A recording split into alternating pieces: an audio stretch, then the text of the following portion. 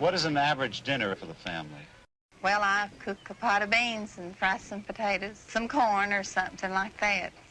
Long before fast food or meals that only needed microwaving, our grandparents already knew how to turn cheap ingredients into hearty and comforting meals. That could be gravy poured over biscuits, soup made from potato peels, or simply combining whatever scraps were left in the house that could fill your stomach. Today, let's take a trip back to Grandma's old kitchen and discover 25 simple dishes that nourished an entire generation through the toughest times. Back then, the mac and cheese dish didn't come neatly packed in a convenient box from the supermarket like it does now. It was made by hand, slowly, meticulously, and full of Grandma's love. Grandma would start by heating a little butter or lard in a pan, sprinkling flour over it along with milk, and stirring constantly until the mixture thickened into a rich, creamy sauce. This pasta mixture was then poured into a dish, topped with breadcrumbs or crushed crackers for crunch, and baked in the oven until the top was crispy and a beautiful golden brown. This dish was truly a lifesaver meal during tough times. Back in the 1930s to 1940s, a pound of cheese cost only about 15 cents. For a total ingredient cost of under 50 cents, this homemade mac and cheese was enough to feed 6 people in a family. It provided essential calcium and protein on days when meat was scarce and expensive. Our grandparents would probably shake their heads in surprise to see modern versions of mac and cheese with all sorts of luxurious ingredients like truffle oil, because for them, simplicity and economic efficiency were the most valuable legacies. When money was tight, potatoes rose up to become the silent hero of the kitchen. They were a cheap, easy-to-find tuber that gave a lasting, full feeling, providing plenty of starch at a low cost.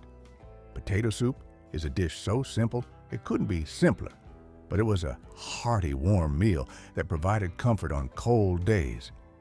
Grandma would dice the potatoes and onions, then simmer them in water or milk if she could buy it. She let the mixture simmer slowly on the stove until the potatoes were soft and mushy, naturally breaking down to thicken the soup without needing expensive cream or thickeners.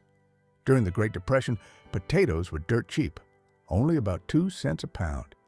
Even to maximize resources, Grandma might add celery leaves, the green tops that most people usually throw away today, because the celery stalks were a too precious ingredient to waste at that time.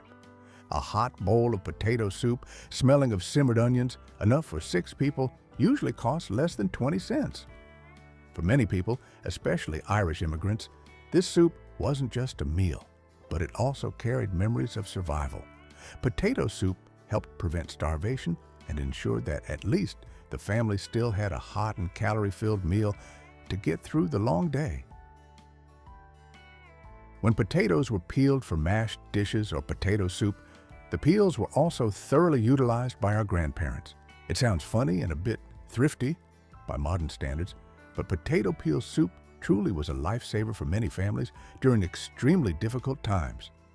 The potato peels were scrubbed clean and kept thick, then simmered with onions and a little salt. The resulting broth would be thickened by adding a little flour, creating a warm soup that, although not rich, still filled an empty stomach. The cost to make this soup was almost nothing. This soup helped extract nutrition and vitamins from every piece of food. Government posters even encouraged people to make this soup during World War II as a way to maximize precious food resources. Did you know about this potato peel soup? Or have you ever heard of it? If you can, please try bringing this dish back to your kitchen and then share your feelings below the video. In all the survival recipes we've explored, none captures the cleverness in the face of scarcity better than water pie. This pie carried emotional nicknames such as the Depression Pie or Desperation Pie.